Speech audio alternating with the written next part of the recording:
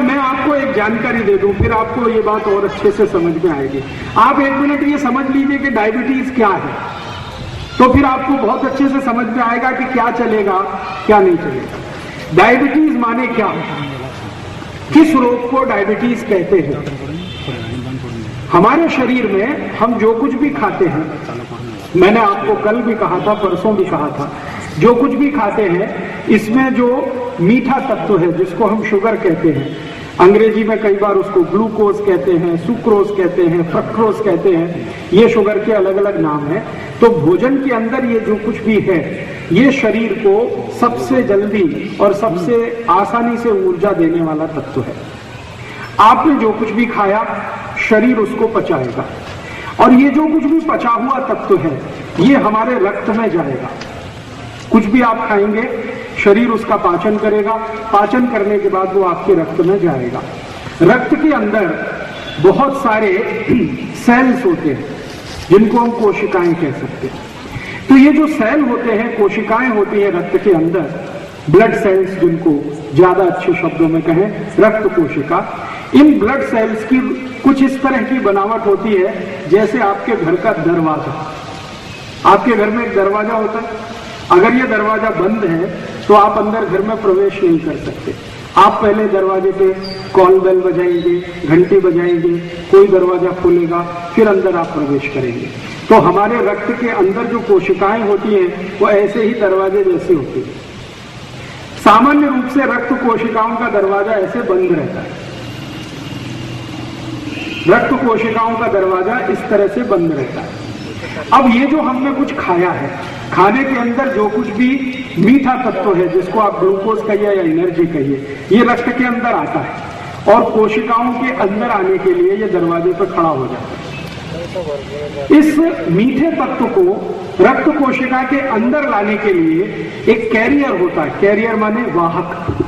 जैसे घोड़ा है, घोड़े पर बैठा हुआ घुड़सवार है, तो घोड़ा कैरियर है, घुड़सवार अंदर जाने वाला व्यक्ति है।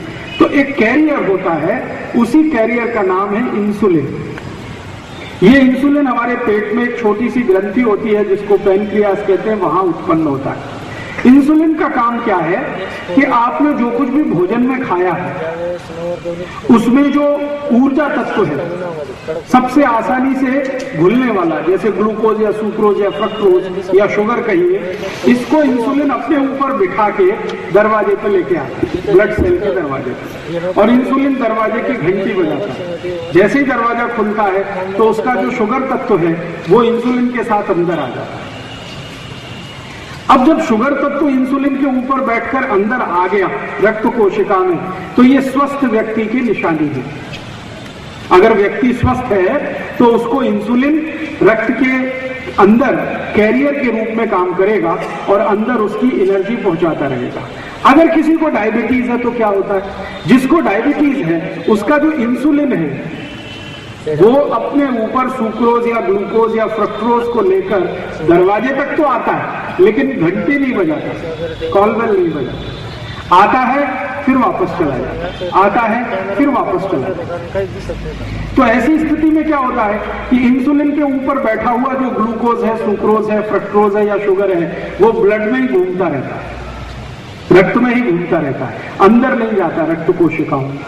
तो आप जब भी रक्त का परीक्षण कराते हैं तो उसमें शुगर निकल आती है, क्योंकि वो शुगर इंसुलिन के ऊपर बैठी तो हुई है लेकिन वो अंदर नहीं जा रही है कोशिकाओं में, और इसी स्थिति को डायबिटीज कहते हैं।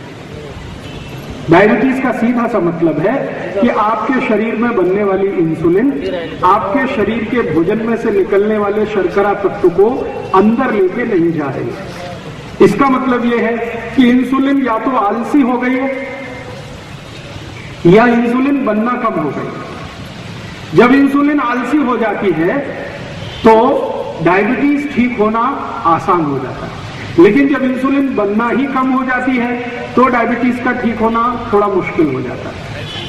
तो अगर इंसुलिन आलसी हो गई है तो इस आलसी इंसुलिन को थोड़ा तेजस्वी बनाए, इसका आलस्य दूर हो जाए, इसके शरीर में जो स्लगिशनेस आई है ये खत्म हो जाए, ये उद्देश्य होता है औषधि का।